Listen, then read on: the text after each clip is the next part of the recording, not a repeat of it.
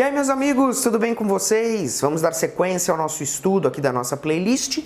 E nesse vídeo nós vamos analisar a terceira postura do juiz, terceira porta que se abre para ele depois da análise da petição inicial.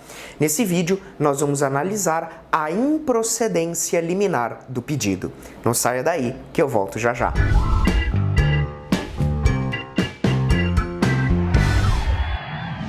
Muito bem, meus amigos, então estamos agora estudando a terceira porta, terceira possibilidade aí que o juiz tem depois que ele analisa a petição inicial. Veja, esse instituto que nós vamos ver no vídeo de hoje, ele é muito semelhante ao instituto do indeferimento que nós vimos no vídeo passado. Tudo bem? Só que existem algumas diferenças que você não pode se enganar, não pode confundir, tá?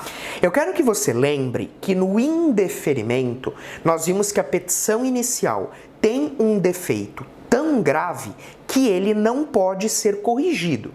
E não resta outra alternativa para o juiz a não ser indeferir a petição inicial e extinguir o processo sem analisar o mérito. Tudo bem? Esse ponto ele é crucial. Eu preciso que isso fique muito claro na sua mente, tá? Agora, nessa terceira possibilidade, a chamada improcedência liminar do pedido, a coisa é diferente. Por quê? Porque repara no nome do instituto, improcedência. Gente, se eu tenho procedência ou improcedência de uma ação, isso significa que o juiz analisou o mérito. Uma ação só é procedente ou improcedente se o juiz chegou a analisar o pedido. E aí, se o juiz, depois de analisar o pedido, conclui que o autor merece aquele direito, essa ação é julgada procedente. Se o juiz conclui que o autor não tem aquele direito, a ação é julgada improcedente. Tudo bem? Então, de uma forma ou de outra, o juiz analisou o mérito. Então, na improcedência liminar do pedido, nós vamos ter a extinção do processo com análise de mérito. Perceba a diferença. No indeferimento da petição inicial, o processo foi extinto sem análise de mérito. Agora, na improcedência liminar do pedido, o processo vai ser extinto com análise de mérito. Essa primeira diferença, ela é crucial para você não confundir os institutos. Tudo bem? Professor, quando que o juiz vai julgar improcedente liminarmente o pedido? O Código, no artigo 332, trouxe para a gente as hipóteses de improcedência liminar. Tudo bem? Vem comigo para a tela para a gente fazer a leitura do dispositivo. Muito bem, galera. Então dá uma olhada no que diz o artigo 332 do CPC. Nas causas que dispensem a fase instrutória. Para aqui um pouquinho. Gente, outra informação crucial para você. Então, se você está acompanhando as nossas aulas, se você tem o costume de anotar as informações que são passadas aqui, eu sugiro que você anote isso que eu vou te dizer.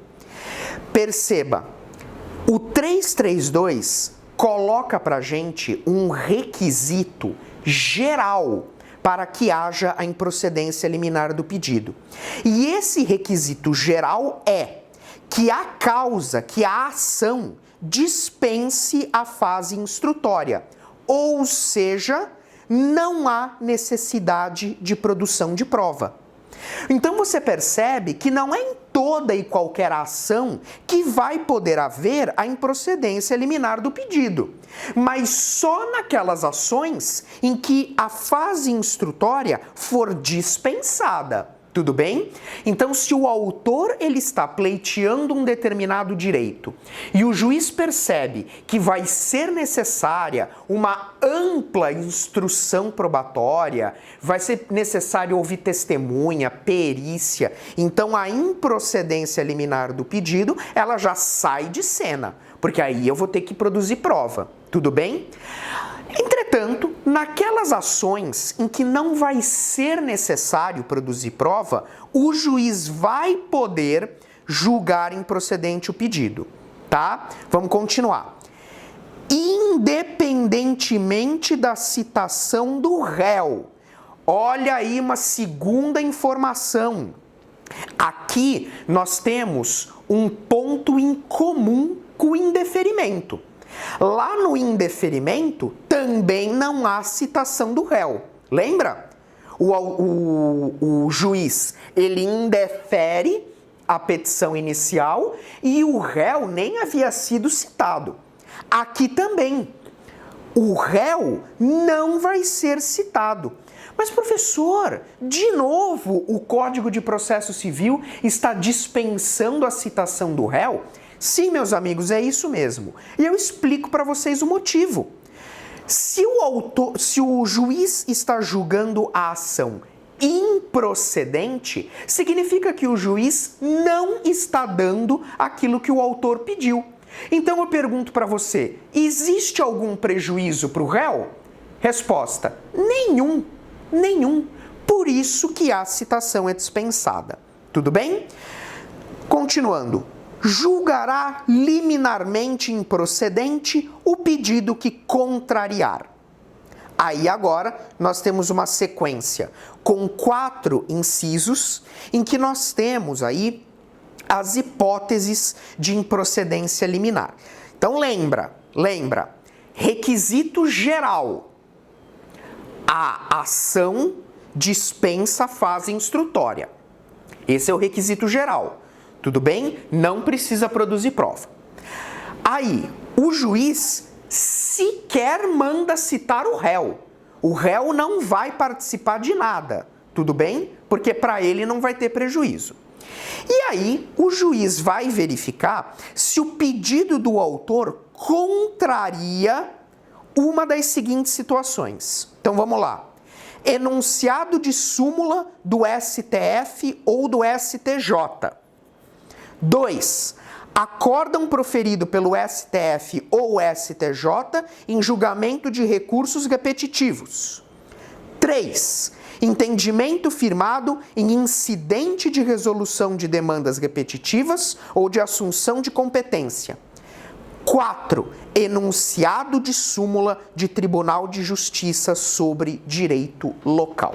Gente, o que eu quero que vocês percebam é que esses 4 incisos, essas 4 situações têm algo em comum.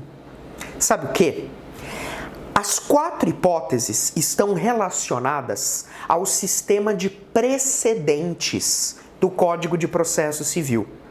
O nosso CPC 2015, ele teve uma preocupação muito grande, muito acentuada com os tais precedentes vinculantes. Tá? Aqui no nosso canal, mais pra frente, nós vamos fazer uma playlist sobre o sistema de precedentes, tá? Por enquanto, o que você precisa saber?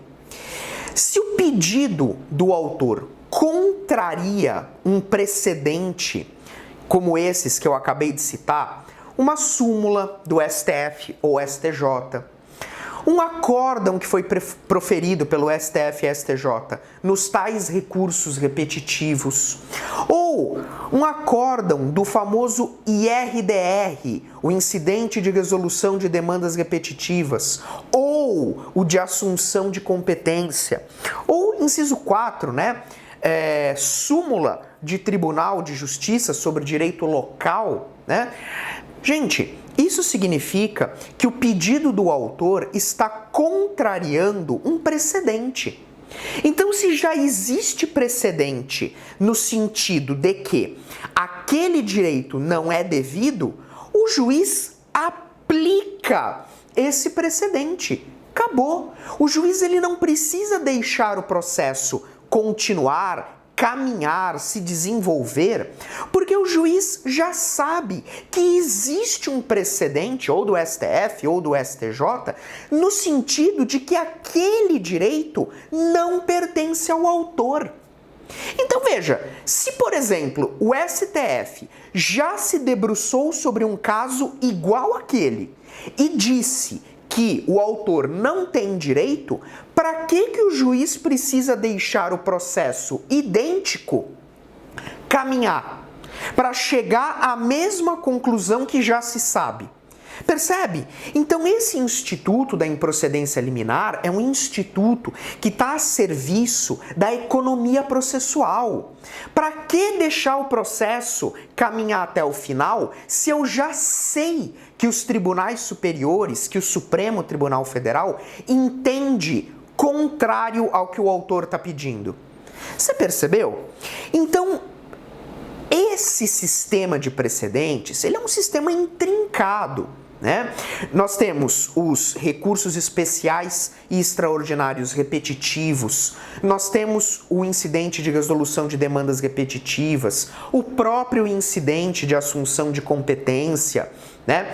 Que são ferramentas que o Código prevê para tentar transformar a nossa jurisprudência em algo mais unânime, em algo mais, digamos assim, homogêneo, para evitar decisões discrepantes sobre o mesmo assunto. Então, aquele velho caso, né? Vou dar um exemplo aí para vocês. Uma cobrança abusiva da companhia telefônica. Então você pega lá a companhia telefônica, ela começou a cobrar dos seus clientes uma taxa. E aí, imagina, ela cobrou de 20, 30, 40 mil pessoas aquela taxa. E aí ficou decidido que aquela taxa é ilegal. A cobrança foi abusiva. Bom, no dia seguinte, um monte de gente começa a entrar com a ação pleiteando a devolução do dinheiro. Tudo bem?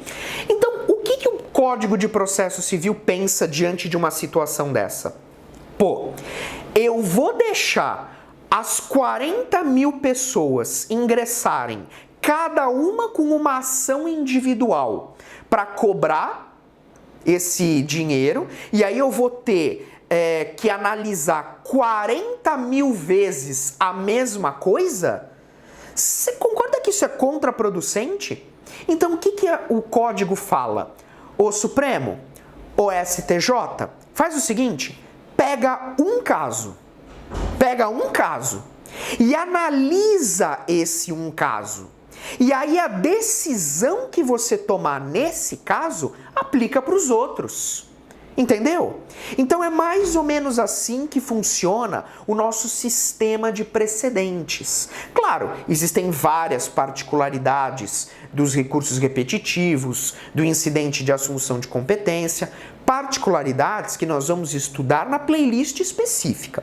Agora, o que me preocupa é fazer você entender que a improcedência liminar do pedido, ela serve nessas 4 hipóteses que eu mostrei para você, para privilegiar, para ajudar o sistema de precedentes.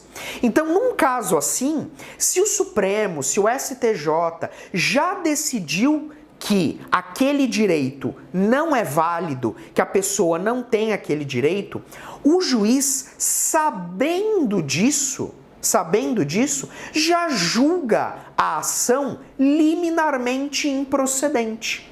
Entendeu? E mata o processo logo no começo. Ok?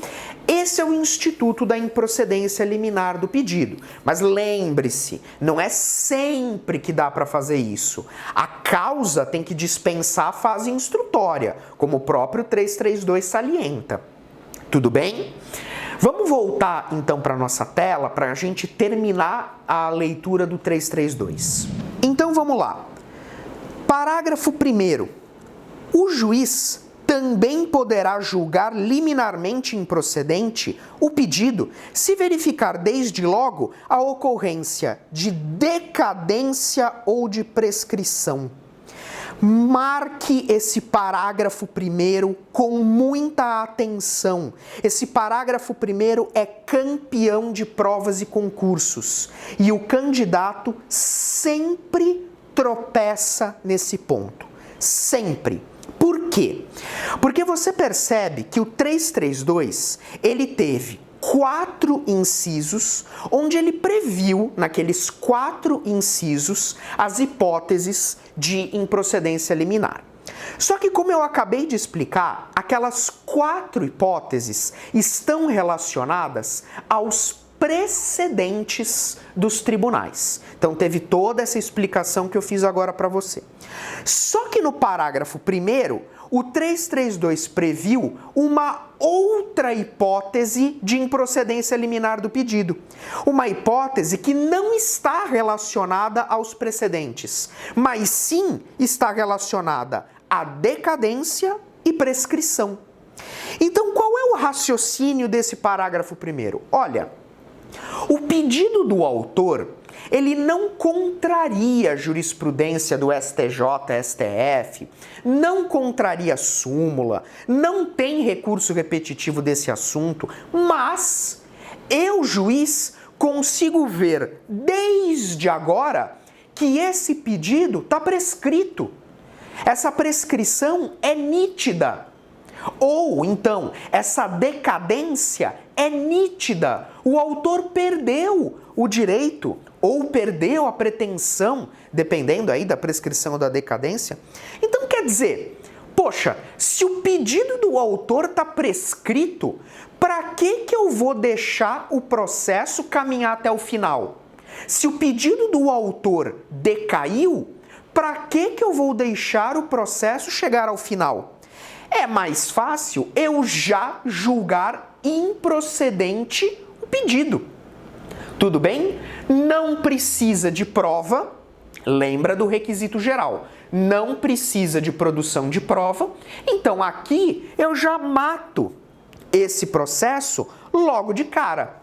Tudo bem? Eu já mato o processo logo de cara. Quer dizer, eu não vou deixar o processo caminhar, não vou mandar citar o réu para contestar, para participar de audiência, etc., porque eu já sei que lá na sentença, lá no final do processo, eu vou julgar improcedente por causa de prescrição ou por causa de decadência. Então fica atento, porque o parágrafo 1º prevê uma outra hipótese de improcedência liminar do pedido. Essa hipótese relacionada à decadência ou prescrição do pedido do autor. Tudo bem? Cuidado com esse parágrafo 1º.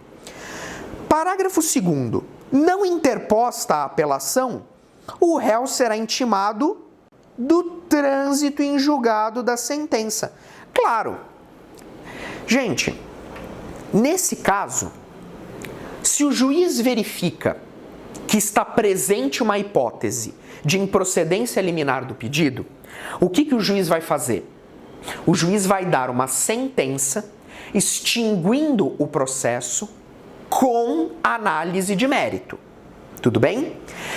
Contra essa sentença, cabe apelação. Óbvio. Contra essa sentença, cabe apelação. Se o autor não se conformar com a decisão do juiz, ele tem 15 dias para apelar.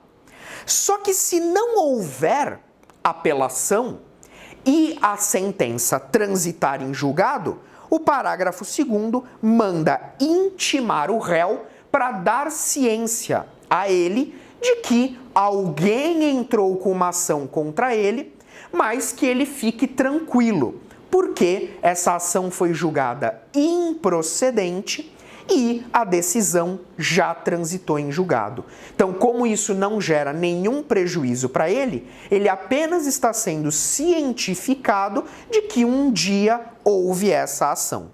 Tudo bem? E o parágrafo 3º, ele tem aqui a possibilidade de retratação do juiz. Regra semelhante à do indeferimento, né? Então, interposta a apelação, o juiz tem o prazo de 5 dias para se retratar. Cuidado, hein? Aqui a regra é muito semelhante. O juiz ele vai ter 5 dias para se retratar, ou seja, para se desdizer, para repensar a sua decisão. Tudo bem? E aí, conforme for, o juiz se retrata, né, daquela sentença e toca o processo normalmente. Pode ser que o juiz fale, não, putz, realmente aqui esse caso não era de improcedência, então eu vou me retratar e o processo vai continuar. Agora, meus amigos, é claro que existem milhares de situações que podem fugir do corriqueiro, né? Veja, a doutrina tem sustentado que antes do juiz extinguir o processo, nos casos envolvendo improcedência liminar do pedido, ele tem que ouvir o autor. Tudo bem?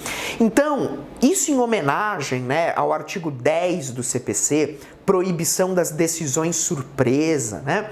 O que a doutrina tem entendido? Ô juiz, você vai extinguir esse processo por improcedência liminar? Tudo bem, mas antes ouve o autor. Tá? Por quê? Porque às vezes, se você ouvir o autor, ele pode, na manifestação, dizer o seguinte: ô juiz, você vai extinguir esse processo porque você acha que esse direito contraria, por exemplo, uma súmula do Supremo.